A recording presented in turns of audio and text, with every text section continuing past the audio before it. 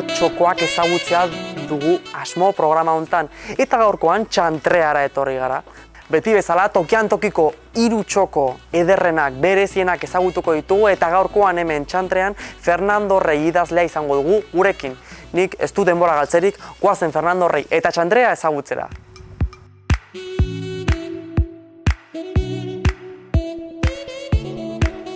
Erran bezala, gu gaur abizen poteretxo batekin gaude, Fernando Rey. Kaixo, Fernando? Kaixo. Ongi? Bai, hementxe. Gu etorri gara gaur, txantrea ezagutzeko asmoz.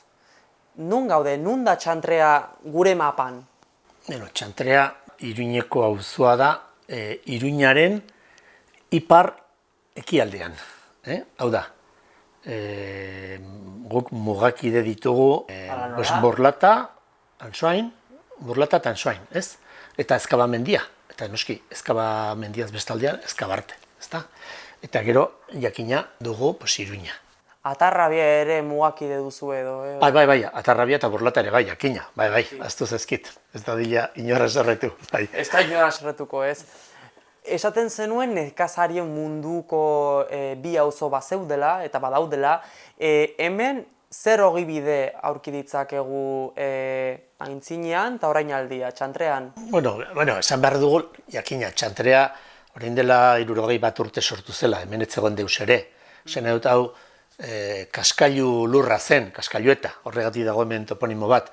Zen dut hemen ziren garbantzu alorrak eta mahasti txarren bat, hemen Ezkabaren magalian txakolina egiten zen, eta orduan hori zen, nik uste, Iruñaren ziaz bestaldeko nekazari auzoak ziren. Eta hori zen txantrea kontua da, noski, orain dela 61 urte Iruña industrializatu zenian, industriak sortu eta orduan jende asko etorri zela, Nafarrako iparraldetik zein hegoaldetik eta Espainiako toki askotatik. Eta mugimendu hori, atzerritarrak hona etortzearen mugimendua, markatua izan da industrializazioak. Bai, industrializazioak jakina, adibidez gure aita ere, gure familia herri berrikoa da dena, elitekoa, eta noizbait ere, ireki zenean hemen fabrika kimiko bat, Peniberika, herritik etorri ziren ona, lanera. Baldintza hobeak zeudelakoan, etorkin guziek bilatzen duten hori, bizimodu hobea, beren seme-alabentzat, eta orduan, noski, jende asko etorri zen Iruñera, txantreara, beste toki askotatik, eta gehienak jakina langile jendea. Orduan, abestiak dioen bezala, ezerezetik osotasunara pasa zarete? Bai, gero jakina, urte asko pasatu dira, 60 urte, langileen ametsa izan da beti, gure seme-alabek izan dezatela aukera estudiatzeko, eta estudioak eman zizkiguten, eta orduan noski, orain ja txantrean denetik dago, eta askok egin ahal izan dugu karrera bat, nahiz eta gurasoak langileak izan, eta orduan alde horretatik orain galdetuko bazenu, txantrean zer dago? Txantrean denetik dago.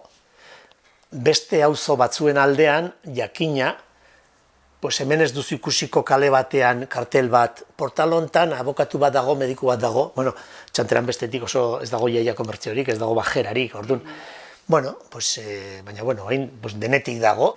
Langile auzo hontan, zenbat biztanle aurki ditzakegu? Gaur egun ikuste 21.000 garela. Igual orain gehiago kontatzen baditugu Ezkabakoak. Orain beste auzo berri bat egin baita txantrearen barrenean, Ezkabamendiaren mazelan, beste, eta orduan igual gehiago igual orain, bai. Baina 21.000 jende. Egia da 27.000 izatera ere iritsi ginela. Gazte askok joan behar izan zutelako, kanpoan bizitzera, hemen ez zutelako tokirik, eta orduan jende asko joan zen Errotxapera, edo Mendillorrira, edo beste zenbait tokitera. Txantrean zer aurki dezakegu? Badea bizitasuna kalean? Ez dakit zer esan, bizitasuna nik kalera atera, eta hemen joten badaiz auzoaren beste muturrera, kalean ezagun asko ikusiko ditut. Eta jende asko agurtuko dut, jende asko ezagutzen dugulako denok, nahiz eta auzo handia izan, 20.000 biztanlekoa. Orduan bizitasun hori badago, beste zenbait tokietan esaten didate, gu portalekoak ere ez ditugu ezautzen. Bai, bada bizitasun hori, gero egia da, arkitekturak berak, txikiak, sortu duela beste, harreman klase bat, eta arduan, igual, gehiago ateratzen gara kalera, edo bai. Eta gero badu beste bizitasun klase bat, eta da, gizarte mugimenduek, bultzatu dutena. Beti izan dira mugimenduak, bai erreibindikatiboak, bai kultura sustatzekoak, bai bestelakoak ere. Baditu gabeziak ere, txantreak. Bai, gabeziekin eta onurekin, txantrean baditu ohiturak? Ez dakiz zer esan. Jaiak? Bai, nik uste bizi xamarrak izan direla beti festak. Esan nahi dut. Nik uste jendeak maite ditula bertako festak. Eta nik uste festa bizi xamarrak izan direla. Ohiturak, ez dakit. Hemen festak izaten dira maiatzaren lehenarekin batera. Langile auzo izan da ala erabaki zuten, San Jose Obrero, horrekin batera egitea festak. Noski, auzo langilea bazen, ala erabaki zen garai hartan, eta badu bizitasun hori, kirolean ere bada bizitasuna, nik uste dut txantreako piztinek izan dutela mugimendu liga eta futbolean eta beste kirol batzuetan, eta bai, badu, baina ohitura gehiago ez dakit zer esan, ze ohitura dauden txantrean, ez dakit, bada daude gauza batzuk, maizterren festak badu zerbait, errotu da pixka bat, egia da olentzeroren festa oso aspaldi errekuperatu zela txantrean, nik uste dut, bai, oso aspaldi hasi zen egiten hemen olentzeroren festa, eta badu zertxo bait, eta baditu gauzatxo batzuk nik uste txantreak, nahiz eta auzo bat besterik ez den, esan nahi dut, beste herri batzuen aldean gabeziak ditu, dudarik gabe.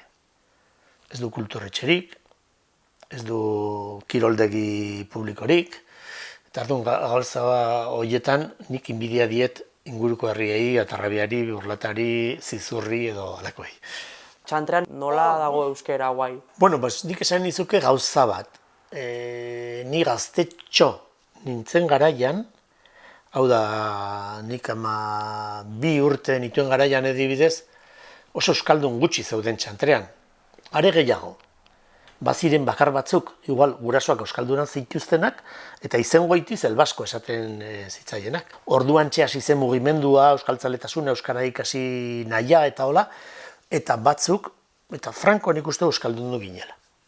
Orduan esan edut, euskaldun berri asko bildu ginen euskararen mundura. Gero horrekin batera, hasi zen ikastolen mugimendua eta hasi ziren batzuk dereduan, ikastoletan, dereduan ikasten.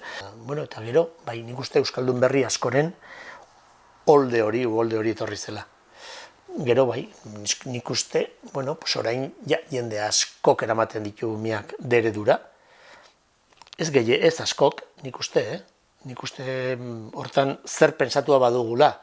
Jende guztiak du aukera orain nahi izan ezkero dereduan matrikulatzeko, umeak, eta nik dakidala, 3tik batek matrikulatzen du euskaraz. Euskarazua orduan, zure ustez badago, bai infrastrukturan, baita bakotxaren borondatean, ez? Bai, eta motivazioan, eta bestelako gauzetan. Esan edo nik uste dut, beti hizkuntzaren, euskararen normalizazioan, hizkuntza baten normalizazioan beti aipatzen dira, ez? Motivazioa, jakintza eta erabilera. Eta erden esan edo, motivazioan landu beharko da zerbait ere, jendearentzat, erakargarri izateko, edo jendeak positibotzat ikusteko euskalduna izatea. Eta hor, nik uste, iruditzen zait, erruak banatu behar ditugula guzion artean. Zuk adibidez nun ikasi zenuen euskara? 13 urte nitula, horitzen naiz, hemen dagoen zentro batean, auzotegin, euskara klaseak eskaini ziren, eta batzuk apuntatu ginen. Eta belaunaldiak pastu diren heinean, zuk nola ikusten duzu orain, ez dakit gazteen belaunaldia. Zure asmo berdinarekin, ala Esaten dute beti belaunaldi guztiok errepikatzen dugula gauza bat. Eta da, beti kritikatzea gazteak. Ez du kritikatzeko oraingo gazteria. Oraingo gazteriari tokatu zaiona, eta egiten du alduena. Ez dakiz zer esan. Jakina, batzuetan pentsatzen du, sentitzen dut. Gu hainbeste aleginduta, bildu ginen euskarara, eta llegatu gara euskaraz bizitzera, eta euskaraz bizi gara, eta lortu dugu gure seme-alaba guztiek ere euskara. Eta arduan, aldortatik batzuetan esan du, hostia, hainbeste gazte pasatzen dira deredutik, eta gero ez dute hitzik ere egiten beren artean. Denak, igual kuadriletan, batzutan denak euskaldunak, eta ez dute egiten beren artean euskaraz. Ez dakit, pentsatu nahi dut beste faktore batzuk ere badirela. Esan dut, zenbat kuadrilla aritzen dira, zenbat gazte kuadrilla aritzen dira euskaraz, oso gutxi. Bueno, solasaldi polita izan dugu guk hemen, baina nik erronka bat sartzen dakot elkarrizketatu bakoitzari. Eta da, hemengo zure auzoko 3 txokorik ederrenak ikustia. Orduan, uste dut momentua dela ja, hizketan usteko eta gauzak ikusteko. Bale? Bagazi.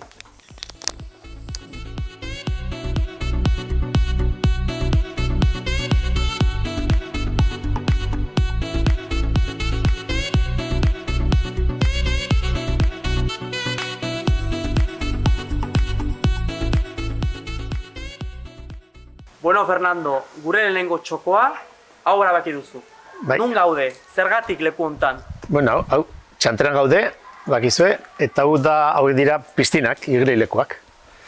Eta arduan, zergatik aukeratu duan hau, 3 txoko aukeratzeko esan didazu, eta hau nik uste jende askoren, eta nire toki kutxunetakoa asko disfrutatzen duelako hemen kirola eginez, batez ere frontoian lagun batzuekin, paletan o fronten izian. Eta bestetik iruditzen zaidalako hau dela txantereak duen toki bat, jende gehiena hemengo bazkidea da, jende asko elkartzen da hemen, eta jende askok du lotua toki hau, aisialdiarekin eta lagunekin eta egotearekin. Betidanik izan dira hemen piztinak, zure haurtzaroan hemen ziren ere bai? Bai, ni 71 batekoa naiz, hau da, 18 urte ditut orain, eta nik beti ezagutu ditut. Esan dut, txantrea sortu zenean, nik uste iniziatiba handiko jendea izan zela hemen, eta zeituan, etxe txiki horiek sortu eta handik laster, 2 gauza sortu ziren, han el hogar del productor deitzen zena, denda moduko zerbait, eta gero kirola egiteko toki bat, eta hau sortu zuten oso aspaldi. Egia da, ni umean nintzen garaian, ume asko ez ginela hemengo bazkide, diru pixka bat pagatu barra zegolako, eta etxe guzitan ez zegoen hortako dirurik. Baina bai, nik uste dut negero nahiko gauza orokorra izan dela, txantreako izan da hemen bazkide izatea eta hemengo hemen elkartzea eta hemen elkartzea kuadrillak eta bai uda partian eta baita bestelare. Lehengo kaleko bizitasun horrek jarraitzen du gaur egun, aldatu da? Hombre, nik uste biztan da aldatu dela. Kotxeak toki handi hartu du hiri guzietan. Kotxea nagusitu da eta orduan, esan nahi dut, lehenago ez bezala, lehenago kuadrillak, kalen arabera egiten ziren, kalekoekin elkartzen ginen, horiek ziren kuadrillak, edo ezagutzen genuen jendia, edo auzotegin, aisialdi talteetan, edo parrokietan, edo beste toki batzuetan. Orain kalea askoz ere hutsago dago, eta jendeak eta umek lagunak eskoletan egitea dituzte, generalian. Bueno, txoko ederrau eta txoko ederro norekin bukatzeko, azkeneko galdera eginen dauzut. Nora eramango nauzu orain? Hemendik nahi bali mauzue Ezkaba plazara joanen gara, txantrearen ipar ekialdera, bizitasuna izan duelako beti, referentzia bat gure kuadrilaren ere bai, eta gero euskararen ere bai, hor sortu genuelako txantrean euskaldunok osatutako elkarte bat, euskaraz bizi dena eta euskarazko programazio bat eskaintzen duena euskaldunentzat. Nik ez du denbora galtzeko, guazen ba? Ederki.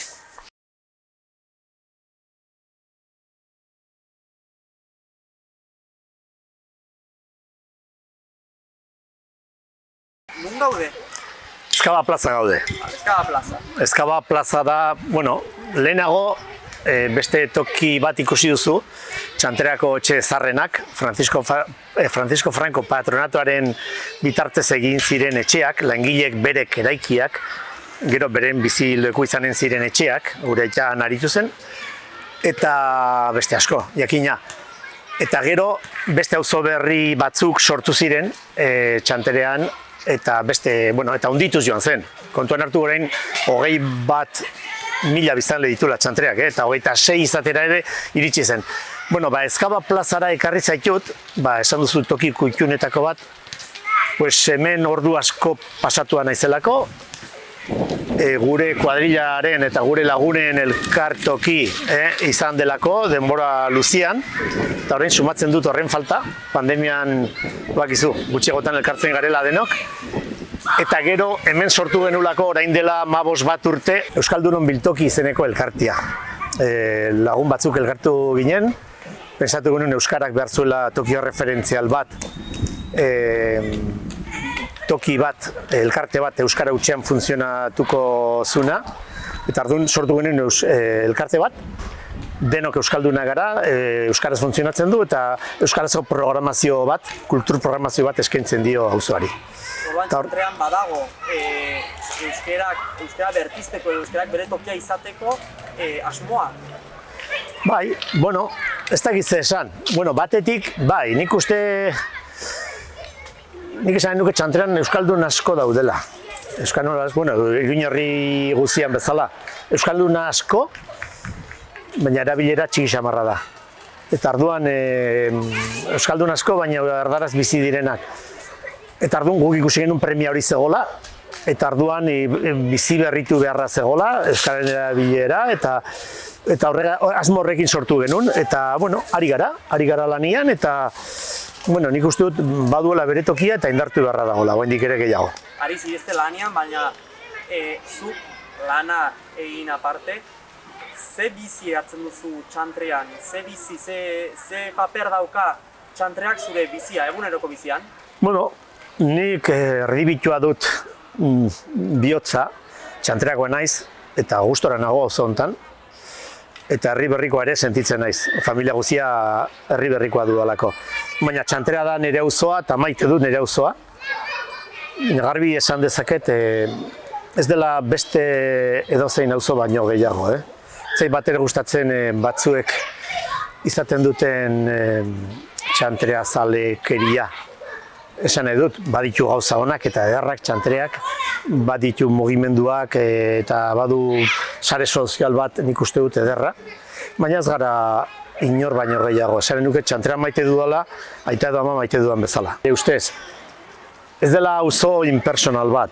20.000 lagun izanik ere, jende asko ezagutzen dugu, eta arduan badu bizitasuna, ez da toki hotza, esan edut, kalean barna ibili eta gurtuko duzu bat, eta beste bat, eta beste bat, eta beste bat, eta arduan ikuste bai, beti izan da nire auzoa, eta gustora sentitzen naiz hemen ditut gurasoak ere, eta zaindu beharra, orain, hemen dut baratzea ere, eta hortan ere aritzen naiz, eta arduan ez dakit, bai, nik uste jende askok bilatzen duela hemen gelditzea, zerbaitengatik izanen da. Esan edo, hemen gaizanik, bilatzen duela auzoan gelditzea, baduelako bere bizitasuna eta bere xarma.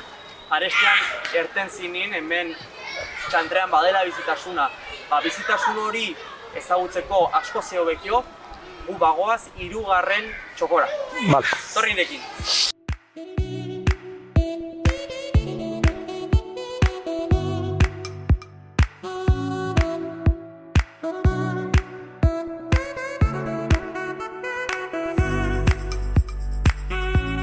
Fernando, ikusi dugu kiroldegia alde batetik, Ezkaba plaza bestetik, eta gure bidaiaren amaieran hemen gaude.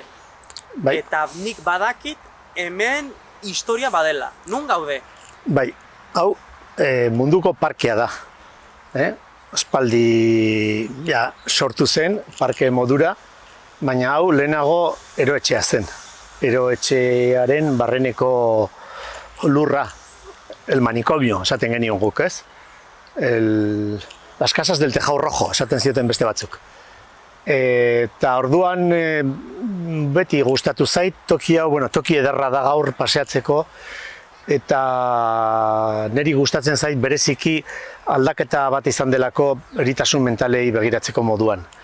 Zen bota ziren murruak, han ziren arresi moduko zerbait, hau mundu ezkutua zen, jendea hemen zegoen itxia, baztertua, sufritzen, eta nik uste dut arnasa izan dela, eta niri gustatzen zait esatea, betidanik txantrean nasi direla eroetxea eta auzoa. Esan nahi dut, askotan esaten genuen, ni son todos los que están, ni están todos los que son. Orduan erran dezakegu, txantrean badela pertenentzia zentzua garatua? Bai, neurri batean bai. Nik uste dut neurri batean bai garatua duela, gauza askoren ondorioz sortua, baina bada pixka bat, bada pixka bat. Esageratu ere ez dugu egin behar, esan dizut lehenago, nik uste dut ona dela gustora egotea eta harro egotea gure auzoaz, baina harrokeriara lerratu gabe, txantrea zalekerian erorik gabe, baina badu zerbait eta egia esan da ni eroso sentitzen naiz hemen eta gustora bizi naiz auzo honetan. Zure presentzia hemen txantrean dirauen enean, ze zentzu dauka auzoak? Aldatu egin da, berdina da txikia zinenetik? Hombre, gauza asko aldatu dira. Aldatu da, enaiz hain zaharra ere, baina, zu baino asko zurte gehiago bai. Eta arduan, gauza asko aldatu dira, jakina. Bizi maila asko zobia da, asko zobiki bizi gara gehienok, naiz eta orain sortzen ari diren pobrezi polsak. Eta gauza asko aldatu dira, ez dakit. Nik esan nuke, deredua bada, normalizatua, txantrean, ez du batzuk nahi genuken indarra, gero kultur produzio pixka bat ere bada, baditugu abez batzak, baditugu besta zenbait kontu, baditugu gure gabeziak ere, ez dakiz esan. Argi dago zure asmoa eta euskararen erabilera eta euskararen erabileraren kontzientziazioa argi dagoela zure hizketan, ez? Eta zer erakunderendako lan egin duzu itzultzaile gisa? Nafarroako gobernuan urte askoan, bai? Eta orain azkeneko urte hauetan Nafarroako Unibertsitate Publikoan ari naiz. Eta hortan itzulpen literarioan, ala itzulpen... Ez, itzulpen, adibidez, gaur egun Nafarroako Unibertsitate Publikoan, bestelakoa, han denetik, itzulpen juridiko-administratiboak, edo zabalkuntzakoak, edo zein motatakoak tokatzen dira. Lehenago, Nafarroako gobernuan, denetik batzutan osasun kontuekin lotutakoak medikuntza ikasi nolako, titulua etxean dut, baina ez naiz medikuari sekulan, eta beste askotan Nafarroako aldizkari ofiziala eta bere prosa poetikoa, bakizu. Ez genekien guk zu medikua zinenik, medikua itzultzailea, herriberriarra eta txantrearra. Fernando Reiren eskutik ezagutu dugu txantrea eta bere 3 txoko gogokenak. Guk hemen jarraituko dugu, txoko gehiago ezagutzen, baita Iruñerriko txokoak ongi liniatzen.